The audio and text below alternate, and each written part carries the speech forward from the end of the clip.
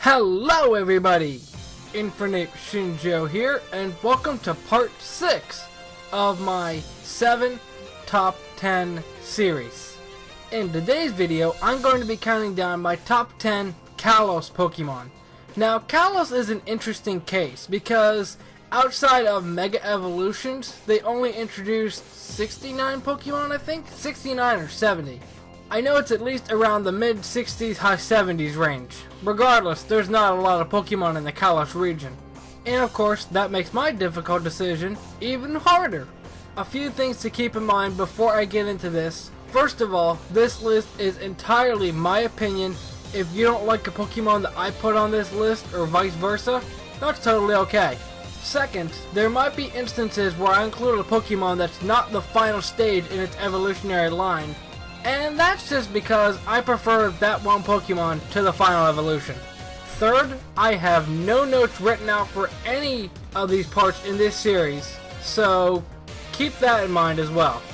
Finally, I am not going to be including any Mega Evolutions in this top 10. If there's enough demand for me to make a list of top 10 Mega Evolutions in the future, I'll gladly do that, but I won't be including Mega Evolutions in this episode, because there's only one Mega Evolution in the Kalos region at the time of recording this. But without any further ado, let's get into this list, and number 10 is Goomy. Now, don't get me wrong, I'd like a Goodra as much as the next guy, but there's just something about Goomy that's just so derpy and adorable. And the fact that Ash actually got one in the Kalos region of the anime definitely surprised me, because it's only his second dragon that he's had. Well, third if you want to count Charizard, even though he's not a dragon. But just the fact that upon Goomy being revealed, there were all these memes of when Goomy's in its attack animation that just say, "Does this look like the face of Mercy?" and all these other different memes of Goomy that I'm sure that I'm not thinking of at the moment. That's just hilarious. And as well, Goomy kind of falls into the line of how Mudkip is when he was first revealed. Of course, not taking into account the memes. Just when you look at Mudkip and you look at Goomy together, both of them have that sort of derpy kind of look to them. But when they evolve, they become huge, powerful monsters. Plus, I like that they gave Goomy that little bit of development in the anime with it being afraid of fairy types, which is actually one of the only times that they brought that up in the anime about dragons being weak to fairy types. Number 9 is Esper, and there's a fun little story to tie into this. Back when Kalos was in full swing, I'm not sure if I should feel proud about admitting this, but I had power saves and I was able to hack in Pokemon, basically. And for some reason, out of all Pokemon that I can make shiny, Esper was one of the ones that I decided to. And after I found out what Esper shiny looked like, I was just thinking, this looks like a piece of cotton candy. Plus, of course, just like Goomy, Esper is one of those ones that has all those memes attached with its deadpan look on its face.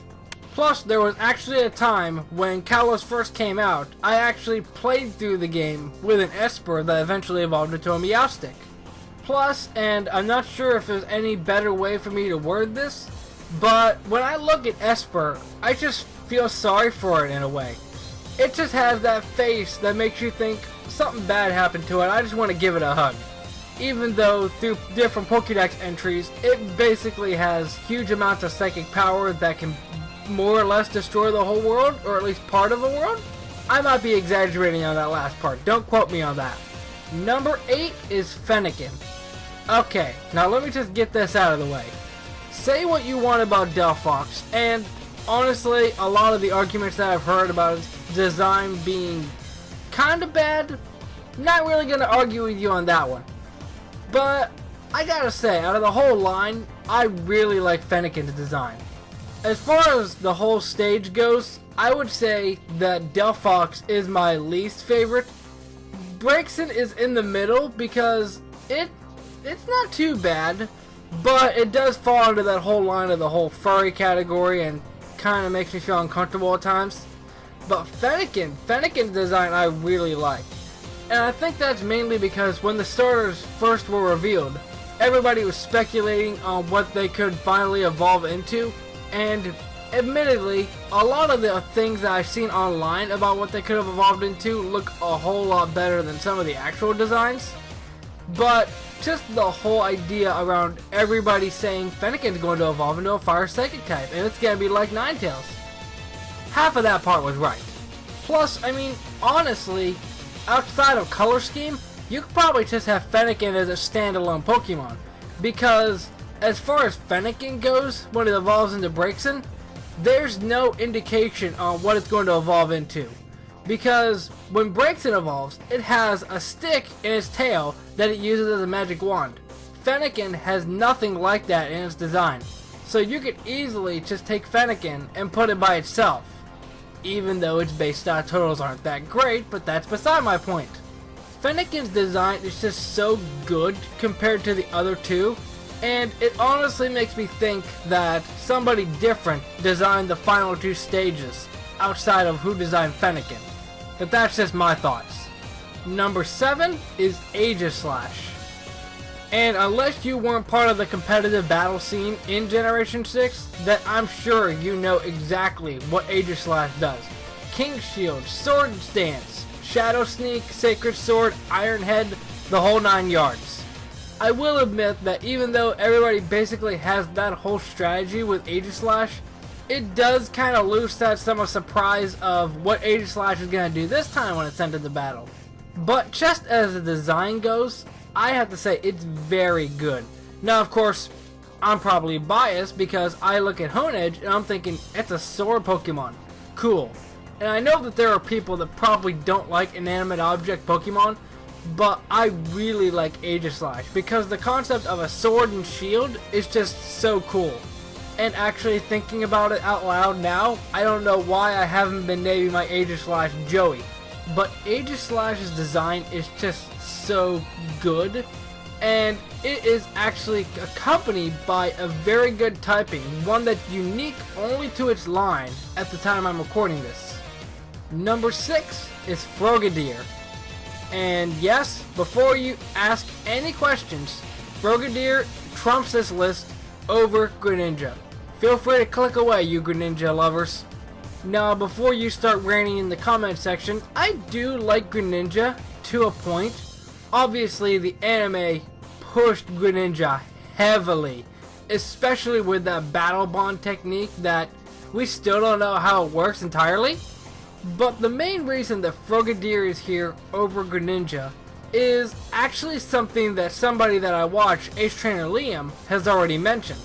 The transition from Frogadier to Greninja is kind of strange, kind of like from Fennekin to Braixen, because from Froakie to Frogadier they have bubbles around their neck, and then when it becomes a Greninja, it becomes a tongue scarf. I mean, you could look anywhere on the internet and probably see a Froakie Final Evolution that actually has the bubbles around its neck, which I feel like they probably should have done for Froakie's line, because Greninja just stands out that much more because it doesn't have a bubble scarf, which is probably what they were going for, thinking about it, but whatever. I still like Frogadier a little bit more than Greninja, just because, admittedly, half of it is probably just me being hipster, not wanting to put Greninja on my list, but another half of it is just that Greninja just seems out of place with the evolutionary line. Plus, there was this one scene in the XY anime when Ash is using Frogadier against Ramos's Go-Goat, and he uses Air Lace, and it just shows a shadow of Greninja slicing through, coming right up to the screen, breaking the fourth wall. I just love that scene, even to this day. Number 5 is Tyrantrum. Now, I could probably put Tyrant on here as well, but I just like Tyrantrum a little bit more. Now, of course, in Kalos, they introduced Amora and Tyrant. And I do like Amora too. Its cry is just so adorably hilarious. But a T-Rex Pokemon. I'm not sure why they didn't think of this before, and why it took 6 generations for it to be a thing. but Tyrantrum is just a monster. Probably on the levels of what Tyranitar's design invokes when you look at it. You just look at these two monstrous designs and you're thinking, well, we're in trouble now. There's no way we can beat this thing. Especially with Tyrantrum getting moves like Dragon Dance, the Elemental Fangs, Dragon Claw, maybe Head Smash. I'm not sure if he gets Head Smash, but if he doesn't, he should. But Tyrantrum's design is just so good. And even though it's only at number 5, that still means that the rest of this list should be better, I guess. Number 4 is Noivern. Yup, both dragons of the region are on this list. Well, 2 out of 3 dragons. Honestly, I didn't really think much of Noivern until I saw him in the anime, under Ash's control. Again, another Pokemon that Ash uses on my list. But Noivern's design is just so sleek. The black and purple color scheme looks so good on Noivern. And the fact that it just looks like a force to be reckoned with, which is kind of like Crobat in a way. Even though they're not the same typing, they're both basically bats. But I like how Noivern takes a spin on it and actually has its ears look like boomboxes, or something to that effect. Now, I haven't used the Noivern or anything like that in competitive battling or anything like that much, but I still love its design. Number 3, which I feel like is going to upset a little bit of people, is Chestnut. Yeah, Chespin hasn't really had the greatest life. Very few people decided to pick him when the Kalos Pokemon starters were first revealed, and then when it came to Quilladin, Chespin might as well forget it at that point. And then when Greninja came out, Chespin might as well just forgot about people picking about him. But honestly, I still like Chestnut's design. It is a bit goofy with the beard, but I still like it. He's like one of those big bulky bruisers. And the fact that he has what used to be his signature move, Spiky Shield, making it so he can avoid an attack, deal damage to the opponent occasionally, and basically stall out to see what his opponent's going to do. And of course, like I mentioned multiple times in multiple videos before this, I do like my fighting types. Number 2 is Yveltal. Bacon Bird is here. And honestly, I feel like Kalos did do something right by not introducing many legendaries, because Gen 5 had that problem. And notice how none of those legendaries were on my top 10 Generation 5 Pokemon list. But when you just stand back and look at Yveltal, just picture it. He's a Pokemon that personifies death. And it's so appropriate that he does, because its design looks absolutely killer. Yes, his shiny form did give him a bit of meme-worthy praise, but I still like the original design, especially since I'm not sure if there's any legitimate way to get it shiny. Yveltal is probably my favorite legendary of this region, just based off of design alone. The main reason that I say probably is because my taste might change in a couple of months.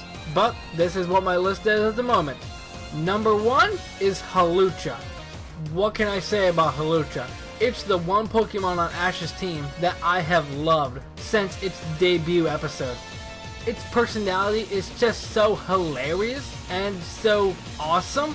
There hasn't been an episode of the Pokemon anime that Hawlucha has been in that I haven't loved.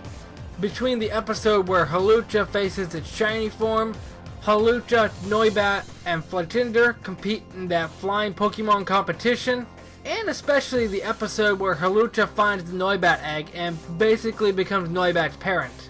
And don't even get me started on Hawlucha's entrance in the Kalos League.